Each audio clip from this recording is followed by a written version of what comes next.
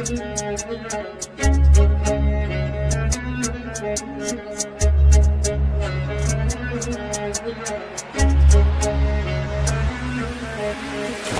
oldi oqmasida tinni yeringni uradi, issig'i chiqib og'riq shishib ketadi. Bu qilingan narsamizni shu quloq oldi oqmasini ildizi bilan kesib olib tashladik va plastik choq qo'yib tikib qo'ydik.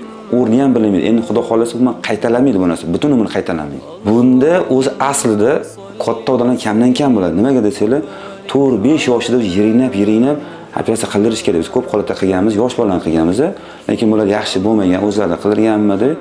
Mana yosh katta holatda ham operatsiya qilib yaxshi qildik. Endi ikki og'iz onalardan gapni eshitamiz. Bizning Toshkentga kelgan sebebimiz balam Qanatning 6-klassdan boshlab unutmasam, birinchi iring degan qulog'i. Bular tug'ilgan кезде bular egizdir.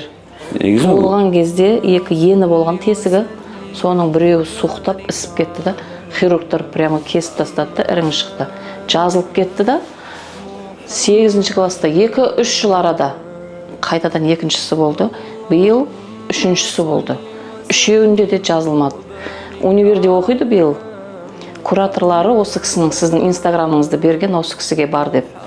Сосын біз іздендік, 10 күн бойы ізденіп, кеше сәті түсіп келдік. Құдайға шүкір, осы кісінің арқасында жақсы болады деп ойлаймын. İnşallah. Іріңі тазаланады, қайтадан пайда болады. Тазаланады, қайтадан пайда болады. Sizlar yaqinlaringizda aynan ushbu holat kuzatiladigan bo'lsa, bizning klinikaga kelishingiz mumkin. Muammongiz bir kunda hal bo'ladi. Bir xil qo'rqishadi, katta kesaladimi, chandi qoladimi? Hech qanday chandi qolmaydi, joyi ham bilinmaydi. Plastik choq qo'yiladi. Vaqtida murojaat qilsanglar, hech qanday muammo kuzatilmaydi. Aynan ushbu bemor vaqtida murojaat qilmagan va bir necha marta o'zlari davolanganlar, lekin natija bo'lmagan. Shu bois 17 yoshda kelib, mana operatsiya qildirdilar, joyida yo'qtirdilar.